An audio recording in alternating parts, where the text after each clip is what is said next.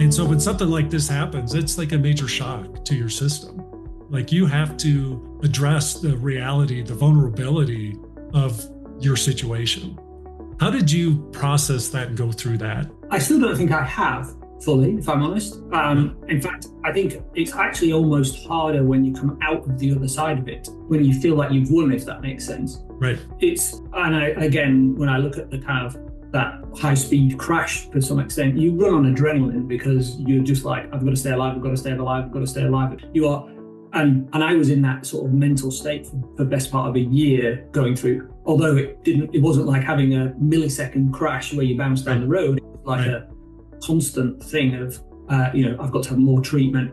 I also had a treatment plan that I knew what was going to come and what I had to do and what phases I had to go through. I think when you come out the other side of it, actually that's almost harder because it's almost like the shock fully sets in after the event. A bit like that same thing where people have an accident, they sit down and then it hits them afterwards rather than during the period.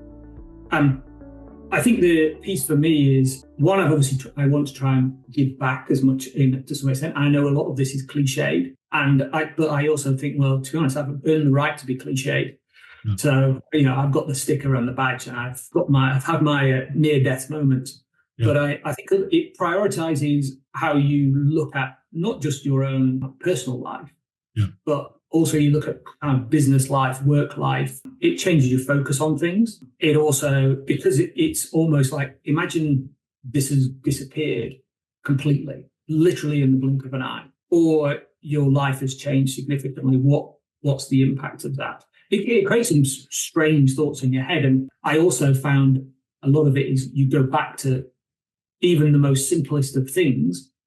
My priority for the 2.5 months when I was in that hospital bed and not being able to was firstly to be able to get out of the bed. Right. Then it was get out of the door.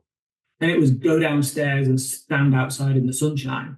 And then it was go and get in the car and drive my own car. And these were all things that I'd done for, all my life. Well, maybe not driving the car, but it's how do you put it into steps and stages, and how do you eat the elephant, as we often call it, is you have to go start in small pieces, but have a better view of where you're trying to go, which I think is where the business piece comes into play, is understanding that how do you get where you need to go? Because a lot of people just don't ever do, they get to that point of going, actually, I don't see the grand plan, I don't see the big picture, so I'm going to do nothing.